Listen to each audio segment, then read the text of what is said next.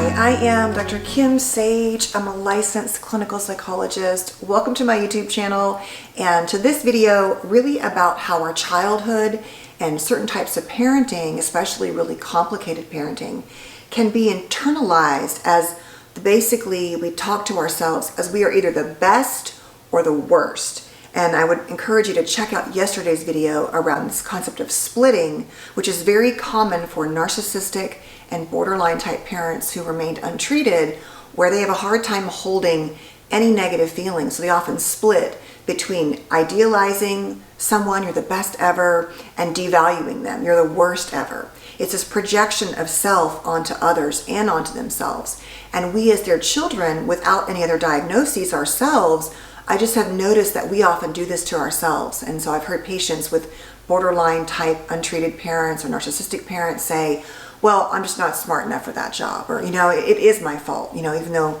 it wasn't their fault, or they maybe had a small role in things. But we tend to take on that parent's good or bad. And the way this plays out often is we don't want to be the parent we had, so we are the good one, the nice one. Because if we had parents who raged and were kind, and we didn't learn to deal with anger and conflict and self-advocacy, we often become, I'm not going to be them, and so I'm always going to be nice. I'm always going to be the good one. And so that really can play out because we are so determined not to be those bad parents. Now remember, deep inside, we're often holding the fact that we are bad as well. So we're simultaneously trying to always be the nice, the good, the compliant one, and yet deep inside feeling bad. So in some ways right there's a split, right? Let alone how we approach situations where we tend to see the world in all or nothing terms as well. And all of that really quickly is discussed in this course I created called Healing and Dealing with Your Borderline or Narcissistic Type Parents. It really is about healing and dealing with the trauma. And there are 75 lessons, lots of exercises, journal work, meditations, tons of videos, affirmations, and identity work, anything you can think of that is affected by these kind of parents. And then another course I have called Remothering Yourself, which has a protocol around helping you begin to set up your life in a way that helps you heal both the inner child and the inner parent. So check those out. These are the PDF versions I printed, but you'll find them in the files and the courses. So those links are down below. All right, so what happens is I was saying that we grow up and we think, I don't want to be the bad parents, I'm going to be the good one. And what happens is we stay stuck in this all or nothing good or bad thinking. And we say to ourselves, like I said, I will never be like them. And so how it shows up in our relationships and our parenting is that we over nice it up, right? We stay in the caretaker role, which is a very common role, especially if you were raised by narcissistic or borderline type parents, extremely immature parents, extremely traumatically wounded parents. And, I know that they struggle. I say it all the time. And I have so much compassion for that. But what I'm trying to help people understand is that their struggle affects our struggle as children. And that is really what this channel is about. But I want you to know that there's absolutely no judgment also if you struggle with these issues. And it's never too late to get help. But what happens is we often need to rotate around these kind of parents. We've learned that their mood, their mind, everything sets the tone for how our lives go. And we can't be good if they're not good.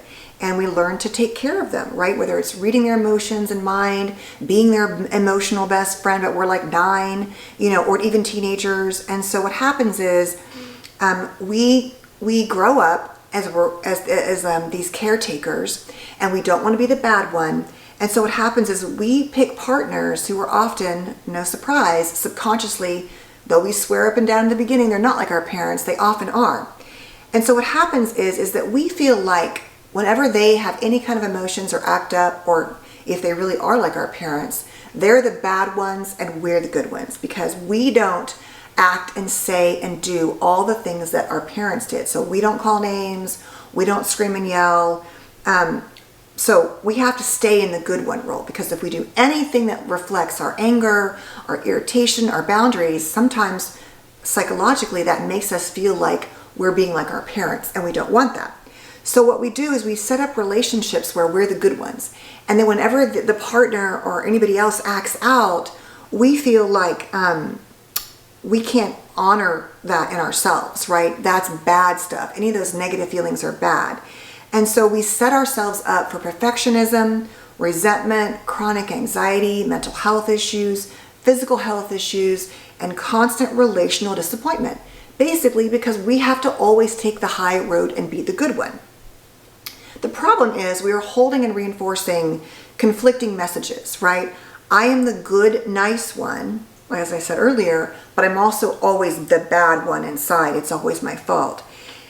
And so it manifests in us having this mask where we're not really showing you who we are, right? And we are so determined to not be like our parents that we're dishonoring what we really feel because we aren't allowed to be angry, bad, hurtful, wounding, whatever. And so that is living, those two conflicting issues are living inside our bodies. And the problem is it's a true mind screw, right? I mean, how do you hold all of these things? I must always take the high road and be the good, nice one, and you're the bad one, but yet I feel bad inside and I'm not allowed to my bad feelings. It truly is a prescription for depression, addiction, numbing, anxiety, chronic anger turned inwards. And so basically what happens is if this doesn't change in these relationships with our partners and we don't sort of allow it to change, we are always and still the bad one every single time. And so what happens is if we don't work on this, we end up repeating the cycle. Let's say I'm in a marriage where I chose a partner who has some qualities similar to my parent, and I'm still very much in my parent relationship, the toxic one that I haven't changed. And so every single time I'm in those relationships, both of those are reinforcing that I'm the bad one, that I did something wrong. And as I've said many, many times, if you're doing therapy with me on your childhood and you don't also work on the existing relationship with your parents and partners, and you walk out of my office and we just talked for 45 minutes about boundary setting and how it's not okay for your parent to talk to you that way, but then you leave my session and you call that parent and you hang up the phone feeling terrible, or you find yourself lying to that parent to get out of something because you just need them to help you in some way, and if you tell the truth, they're going to punish you. You're still repeating that role in childhood where there's something wrong with you. And so it's really hard to heal if you don't deal with that. And so what do? You take this into your relationships. As I said, you're always the better one. And this also, if you don't deal with it, is being mirrored in your romantic relationships, in your marriage, in your parenting. And so with your kids, you're not allowed to ask for things or set boundaries or be angry. You're always trying to avoid being that parent without honoring that you're allowed to have those feelings. And so eventually this feeling of like you're somehow superior because you don't get mad or you take the high road and you're the nice one, that ends up making you feel sick and stuck in childhood, like I'm saying. And so nothing changes. You stay in hurt and resentment and you feel trapped and stuck. And I think nothing is worse than feeling trapped and stuck in relationships because there's nowhere to go. It's like that feeling of drowning, but not quite drowning and having, desperately trying to grab something. And or as I've said to patients, it's like you're treading water, but you're not going anywhere. You're not drowning, but you're also not going anywhere. And eventually you will drown, right? Because you can't do that forever. There's a limit to the resources you have. And so what happens is you're often lacking in reciprocity in your relationships because you see yourself as the good one. And so basically you're not also allowing you to be mad sometimes or bad sometimes and them to be good and bad sometimes. It's always this dynamic. You're denying yourself the reality of being a full human. And so basically you're modeling also this for your kids, right? If you're always like, oh, well, mommy is the crazy one or daddy's the bad one, I take the high road, you're not teaching them about reciprocity either. And yet you might be resentful because you take it from that parent and then you blow on your kids. I see this all of the time. People who stay, especially married to like narcissistic partners, will not have the ability to challenge the partner because they're so used to being submissive, but then turn around with all those feelings, classic dynamic in psychoanalysis, right? And then dump that on the kids and lose it with the kids because they are allowed to do that with the kids. And so you're basically never allowing yourself to lean into the wide range of that. It's okay to not be the good one. It doesn't make you good or bad. There's this wide spectrum. So in order to heal, you want to deal with your parent relationship for sure, and do the work there. That is actual, not just your childhood healing, but actually changing how you engage with them today, which I know is extremely difficult and not easy to do. You want to deal with your romantic partner, your marriage, your relationships, and how you're showing up in ways that say you're the nice one, you're the good one, and I'm somehow superior because, I don't let myself go there, but meanwhile I'm miserable and I might resent you and hate you inside, and that shows up.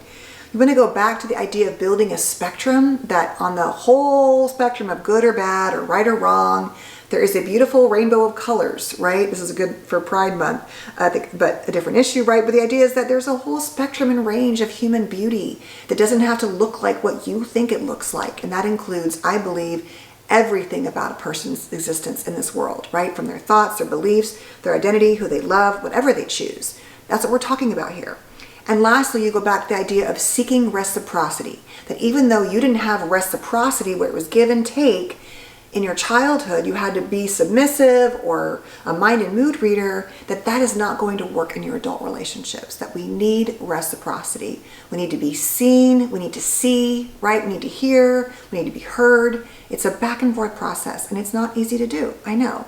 But I hope that you will really start to challenge this idea of being the good one and the nice one. That might feel better, and it does feel better than being the ragey one. I'm not suggesting you want to mirror or mimic your parents' behavior. But just because you lose it or yell at your kids sometimes or get angry, you don't want to do it all the time, obviously. But just because you're not perfect doesn't mean you're like them either, right? So that's it for today's video. Please stay safe and well. Don't forget to subscribe, and I will see you tomorrow. Take care.